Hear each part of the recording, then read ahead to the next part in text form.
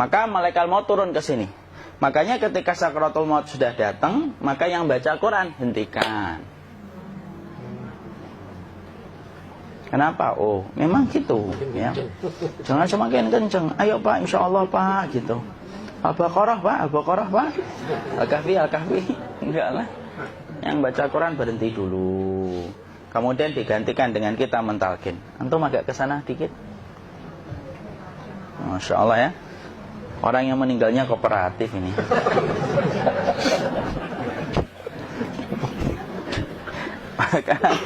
maka agak kesini ya. Maka disunahkan kita untuk mentalkinnya. Nanti ketika mentalkin jangan terlalu sering, jangan terlalu membebani.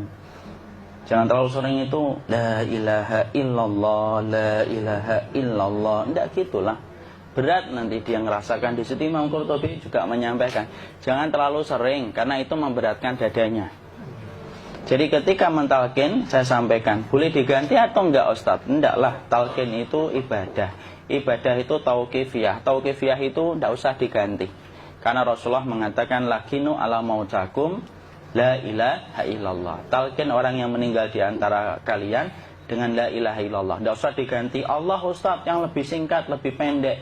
Tidak usah. Subhanallah Ustaz, tidak usah. Kenapa?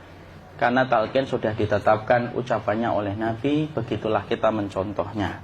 Jadi tidak usah diganti.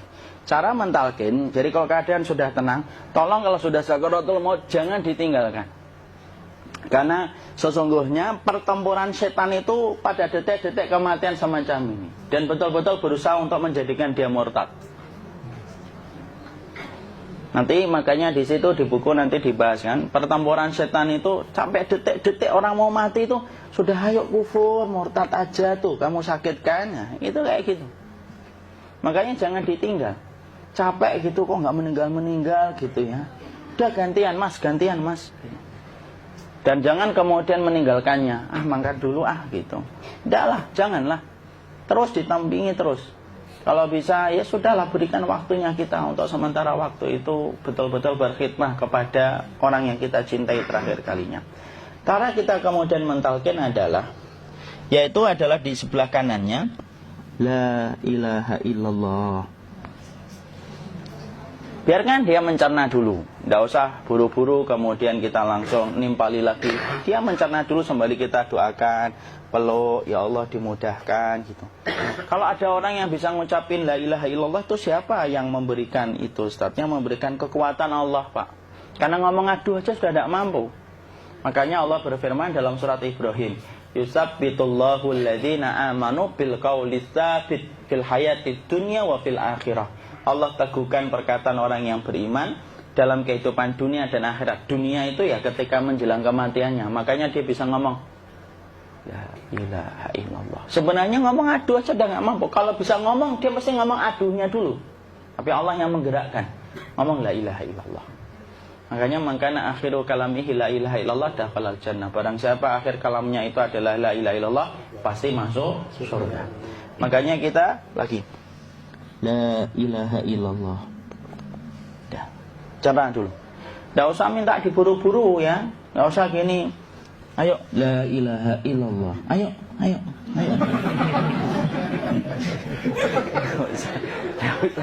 Enggak usah gitu. Ya, biarkan dia pelan-pelan gitu. Ayo tapak, ya Allah capek saya Pak. Enggak usah gitu. Ya ucapkan la ilaha illallah. Kemudian dia mencerna. Lalu kalau dia sudah mengatakan, untuk mengatakan la ilaha illallah. Nah, kalau sudah mengatakan la ilaha illallah, berarti sudah. Enggak usah ditalkin lagi, enggak usah. Belum meninggal juga Ustaz? Enggak apa-apa, biarin aja. Dia di situ aja. Kecuali dia ngomong lagi dan enggak usah diajak ngomong, alhamdulillah ya Pak, ya Allah gitu. Terus dia jawab, alhamdulillah. Itu berarti ucapan terakhirnya alhamdulillah. Atau ketika habis ditalkin la ilaha illallah, dia ngelihat air. Nah, itu berarti ucapan terakhirnya air. Talkin lagi. Nggak usah marah. Aduh Pak minta air. Mau minta air nanti aja dikubur gitu loh. Jangan gitu. Biarin aja. Jangan kemudian setelah la ilaha illallah La ilaha illallah. Terus, ayo tutup, awas ya ngomong lagi ya. Nggak usah gitu juga. Maka kemudian setelah la ilaha illallah sudah, nggak usah diajak ngomong gitu. Terus kemudian nggak usah ada anaknya perempuan, ya Allah Pak, sudah bisa ngomong la ilaha illallah, usah gitu. Cukup dalam hati alhamdulillah gitu. Diam kita dengerin gitu. Disitulah nanti biasanya detik dia terakhir. Dia nanti ngeliat di sini Pak, prosesnya itu nanti kaki langsung sebagian jempol dingin dia. Kaki, telapak kakinya langsung kalau kita geningkan dingin kayak kaki yang kena AC langsung. Kemudian dia langsung ningkup gini, dikit dia, mulai kaku dia. Atau kalau enggak, gini dia. Langsung kayak jatuh, kayak kepala nanti yang paling terakhir, kepala itu pasti ada gerakannya Pak, ini meninggal itu. Pasti gitu. Pasti gitu. Karena apa? Sudah tidak ada beban ruh yang menahannya. Ya, cabut ya, set pelan, maka kemudian malaikat itu. Tapi tetap sakit lah, walaupun dikatakan ringan, tetap sakit. Maka kemudian sakit gitu, ngelewatin sini. Jantung kemudian sudah tidak berfungsi. Kemudian ginjal Pak, ngelewatin ginjal tidak berfungsi. Bapak bayangkan kan, kalau yang pernah sakit batu ginjal Pak, sepakat nggak kalau kita batu ginjal itu sakitnya luar biasa Pak? Itu baru titik batu kecil di ginjal. Kita bisa bayangkan tiba-tiba ginjal tidak berfungsi. Sakitnya kayak apa Pak? Tiba-tiba ginjal nggak berfungsi, pankreas naik, kemudian tek jantung. Jantung ini dia masih hidup dia, di sininya masih hidup walaupun jantungnya sudah berhenti. Naik. Kemudian mata, dia ngelewatin mata. Organ tubuh yang paling setia sama ruh itu mata. Maka kemudian mata dia ngelihat dia, ngelihat keluarnya, naik dia. Ya dilihat ini sama dia. Makanya Rasulullah mengatakan innar ruha idza qubida tabi'ahul basar. Ruh itu kalau dicabut, mata itu ngikutin kemana perjalanan ruh itu. Makanya ada yang meninggalnya gini. Ya itu bukan tanda su'ul khatimah. Itu tanda fitrahnya mata ngikutin ruh. Atau kemudian bukanya sedikit. Ada yang kayak senyum Pak. Ada yang kesini yang keringetan. Nah, itu tanda husnul khatimah. Ada yang senyum. Jadi sakitnya setelah selesai itu plong gitu loh. Makanya kemudian ada yang tersenyum. Maka itu tanda. Kalau kita ngelihat orang yang membuka mata kayak gini, tidak usah takut. Cepat-cepat kemudian kita nanti tutup. Biasanya kalau terlalu lama, itulah yang menjadikan ini tidak bisa ditutup. Makanya harus pakai kapas akhirnya. Karena apa? Karena pas meninggal nggak langsung ditutup. Biasanya karena perawat takut, dokternya juga nggak tahu itu, dibiarin itu. Makanya ada beberapa mata yang ditutup pakai tensoplas kan? Sebenarnya kalau langsung bisa nutup dia, fitrahnya nutup mata itu. Jadi kemudian kita baca Allahumma firlahu warhamhu wa'afihi wa'fuanhu atau bismillah wassalatu wassalamu ala rasulillah, tutup. Bismillah. Tidak usah takut. Kecuali buka lagi ya, ini baru kita kabur bareng. Kalau buka lagi Pak, insya Allah Pak, ya Allah ya kita kabur bareng-bareng Pak. Diusap Pak, diusap gini. Enggak disenggol gini enggak. Begini kan, sudah meninggal dunia. Tangan boleh begini, boleh diluruskan, enggak ada ketentuannya. Boleh gini, boleh kemudian lurus. Tidak usah disalahin kalau ada yang lurus. Lu itu tangannya gimana sih? Posisikan kayak sholat. Tidak ada perintah kayak gitu. Jadi kemudian dikondisikan saja. Terus maka kemudian dipijit-pijit, akiknya dikeluarin. Kemudian jamnya dilepas, gigi palsunya dilepas kalau ada. Ya. Kemudian apa setelah itu? Coba buku.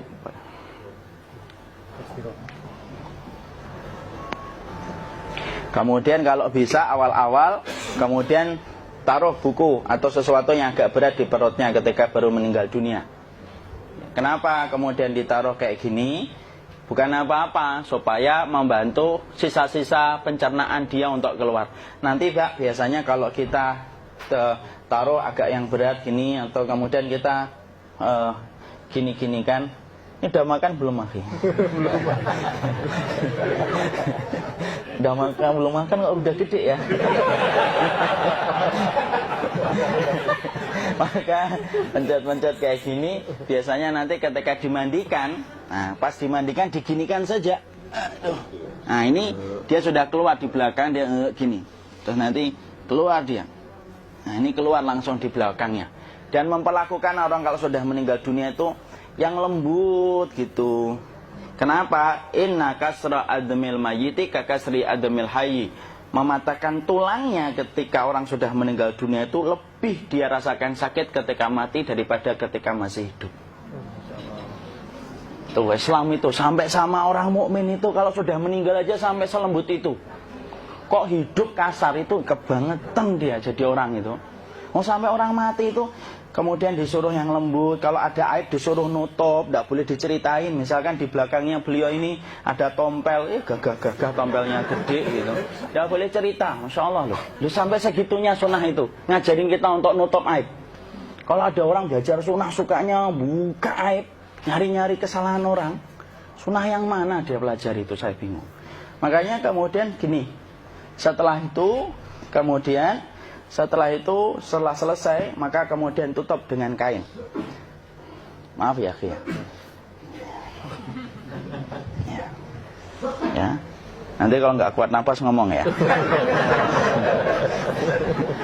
Maka ditutup kayak gini, ditempatkan kemudian jangan di tanah tapi di atas dipan. Karena apa? Syekh Abu Malik Kamal Said Salim dalam Sahih Fikih Sunnah menyampaikan supaya tidak cepat busuk. Dia taruh di atas. Kemudian ditutup pakai kain apa saja. Ya, sembari nanti kita mempersiapkan tempat mandinya, tempat kafannya dan yang lain sebagainya. Maka kemudian kalau ada yang datang boleh dibuka. Kemudian kita mencium ininya apa? Kemudian keningnya. Kemudian kita berdoa, nutup lagi kayak Rasulullah ditutup, kemudian yang datang terakhir itu salah satunya Abu Bakar. Dibuka kemudian beliau, ya Allah ya Rasulullah, engkau adalah orang yang percaya hidup dan matimu, dan tidak mungkin Allah itu mematikan engkau 2 kali ya Rasulullah. Maka kemudian ditutup kembali. Saat itu para sahabat dalam keadaan mendung semuanya. Maka disitulah kita lakukan kayak gini. Ditutup gini Ustaz ya. Kasihan tidak bisa napas, insya Allah tidak butuh napas lagi. Jadi kemudian kita semacam ini kita persiapkan apa yang bisa kita lakukan. Nah itulah proses kematian dari sakit sakaratul maut sampai kematian.